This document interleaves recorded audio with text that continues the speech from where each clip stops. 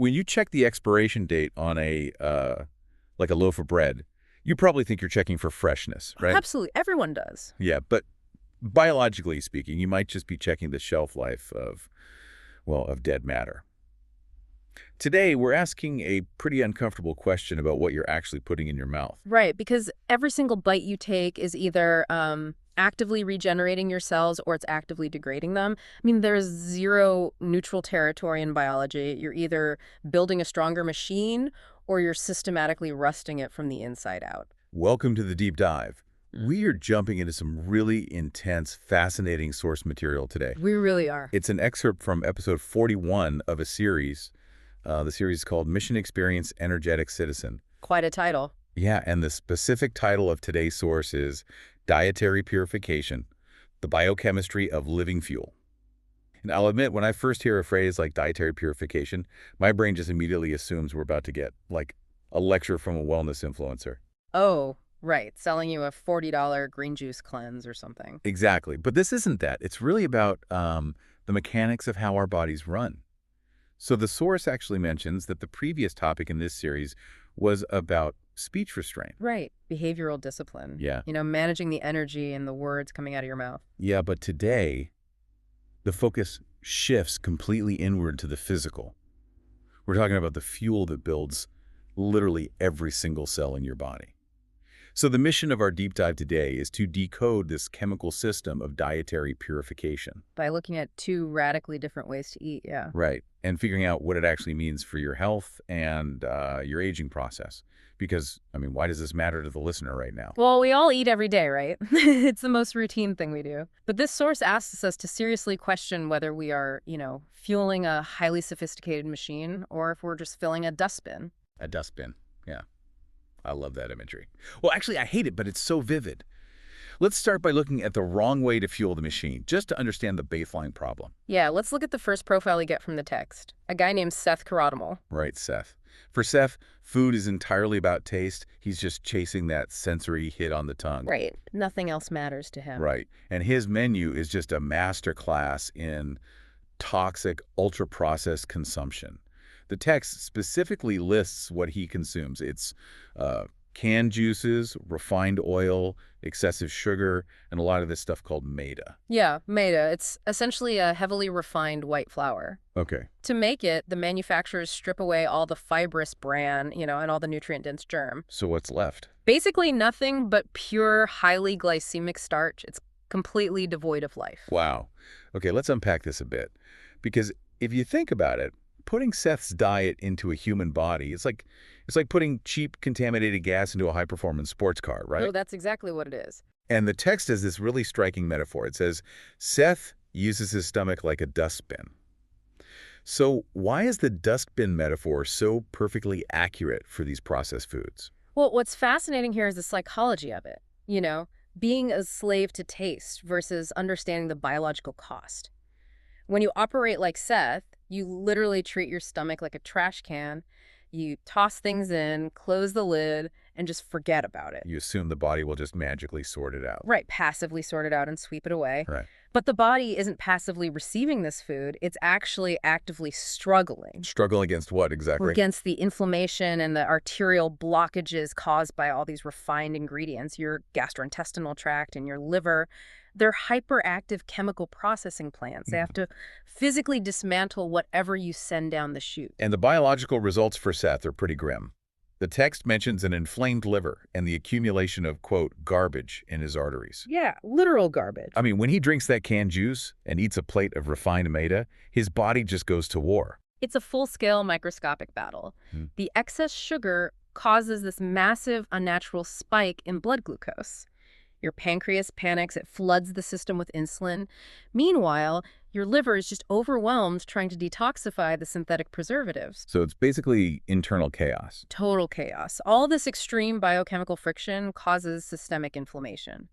And that arterial garbage you mentioned, that's arterial plaque. It builds up and hardens over time. So his engine is completely breaking down from this toxic fuel, which means we really need a better operational system. Absolutely. Which brings us to the second profile in the text. Right, Master Dinanath. And he operates on a completely different philosophy. Completely opposite. He views food strictly as medicine and fuel. Medicine and fuel, no entertainment value. None. The entertainment of eating isn't part of the equation for him. So he follows what the text outlines as a 70% rule, meaning 70% of his diet consists of living food. Yeah, living food. And the text gives specific examples, like sprouted grains, fresh seasonal fruits, and green vegetables.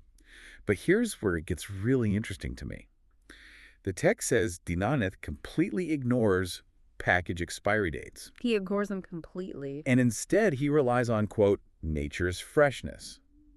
Now, I have to challenge this a bit, because modern consumers, we are obsessed with the dates printed on packaging. Oh, totally. The expiration date is like gospel. Right. If the milk expires tomorrow, I'm reaching to the back of the fridge for the one that expires next week. So how does shifting our trust from a manufacturer's printed label to the actual vitality of a plant change our relationship with the grocery store? Well, it changes everything, because a printed expiration date is just a manufacturer's guarantee of shelf stability. It's telling you how long a product can sit in a warehouse without visibly rotting. Okay, but isn't that a good thing? We don't want to eat rotten food. We don't. But how do they achieve that kind of permanent shelf stability? You have to kill the food. Whoa, kill the food. Like just by cooking it. No, I mean chemically and biologically destroying it. To make Seth's canned juice last for 2 years in a pantry, they have to completely strip away the life force of the plant. High heat pasteurization kills harmful bacteria, sure, but it also completely destroys the active enzyme. And the fragile vitamins, right? Exactly. They remove the germ from wheat specifically because it contains natural, healthy oils that would go rancid. They engineer the food to be biologically inert. So shelf-stable essentially means dead matter. Yes. Dead matter doesn't change. A rock doesn't rot, so it can sit on a shelf forever. But a rock also cannot nourish a human cell. Wow. Okay, so living food represents, like, active, vibrant biology. Exactly. Take a sprouted grain. Before it sprouts, a dry seed is essentially asleep. It locks its nutrients away. But when you soak it and it begins to sprout, it wakes up. It synthesizes new vitamins. It produces a wave of active enzymes. It's literally in the process of growing. It's bursting with life. And fresh fruits and greens are still respiring when you pick them. So when Dinanath looks for nature's freshness, he's rejecting a barcode that tells him when a dead product legally expires. He's looking for food designed to nourish a cell rather than food engineered to last on a shelf. Which connects directly to our daily choices. We've seen the lifestyle choices, but now the text forces us to look under the microscope at the actual scientific law governing this. Right, cellular nutrition. Yeah, cellular nutrition. Let's break down the biochemistry mentioned in the text. It says that refined and processed foods, so Seth's diet, they create these things called free radicals. Which actively accelerate the aging process. Right. And conversely, the natural foods, Dinanath's diet, are loaded with antioxidants that protect cells from oxidative stress. So what does this all actually mean? Are free radicals essentially like rust forming on the body's internal machinery? That is a perfect analogy. Yes, biological rust. And the antioxidants from the living foods act as the rust proofing that keeps the gears turning smoothly. Exactly. Free radicals are basically unstable molecules. They're missing an electron. And because they're missing that piece, they become violently aggressive molecular thieves. Molecular thieves. Yeah, they tear through your system, ripping electrons away from healthy cells just to stabilize themselves. Oh, wow. So they literally steal from your healthy cells. They do, and that structural damage is the rust. It's the oxidative stress.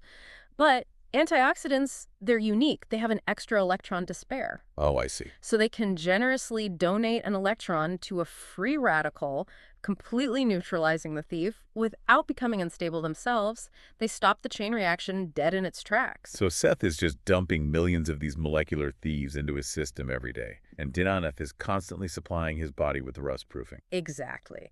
Now, if we connect this to the bigger picture, the text gives us a very specific, fascinating detail. Yes. The age of 58. The text explicitly states that after age 58, dietary purification is your biggest shield. Why that specific life stage? I mean, why 58? Why does cellular protection become so critical right then? Well, it marks a profound biological transition. See, in your 20s and 30s, your body has its own internal antioxidant factory. Wait, really? We make our own. We do. Your cells produce massively powerful antioxidants completely on their own. So when you're 25, you can get away with the dustbin diet for a while. Your youthful biology works overtime to patch the holes. Oh, so you don't feel the rust when you're young because your body is just outworking the bad diet. Exactly. But as you move through your 50s, that internal production factory slowly shuts The down. shield drops. The shield drops. And by the time you approach 60, that 58 mark from the text, the cumulative rust of a lifetime either catches up with you or your external shield holds strong. At 58, your body simply cannot manufacture enough antioxidants anymore. So dietary purification ceases to be just a nice lifestyle choice. It becomes a biological mandate for survival. If you are still eating dead foods at 58, the molecular thieves will just run rampant. Man, that is incredibly sobering. Which brings us to the ultimate takeaway laid out in the conclusion of the source text. The core rules. Yeah, the core rules. Basically, do not be a slave to taste. You have to respect the machinery of your body. And remember the golden rule they mentioned. Right. What comes directly from nature is real food. If it's formulated in a lab or chemically stabilized, it's just not food. It's a liability. And there's a brief mention at the very end of the text, a bit of a teaser for the next episode in their series. It notes that this process of dietary purification eventually leads to a deep connection between the gut microbiome and our overall immunity. Oh, yeah, the microscopic ecosystem in your gut. That is a massive, incredibly complex topic. If you stop dumping garbage into the receptacle and start cultivating living foods, your gut bacteria entirely transform. I can't wait to dive into that one. But for today, we're going to leave you, the listener, with a final lingering question to just ponder on your own. Something to mull over. Exactly. It builds on these concepts of cellular construction and living fuel that we just discussed. Think about this. If every single cell in our body is constantly dying and being rebuilt from the raw materials we consume. Right, the exact materials from our diet. Yeah. And we choose to eat lifeless, highly processed foods. Mm. Are we, on a literal cellular level, constructing a lifeless version of ourselves? Wow. I mean, you are biologically assembling yourself every single day. If you use dead materials, you just can't expect the machinery to thrive. You really can't. So next time you're staring at a packaged snack, look past the wrapper and ask yourself what you're actually building. Thank you so much for joining us on this deep dive, and keep questioning what you consume. We'll catch you next time.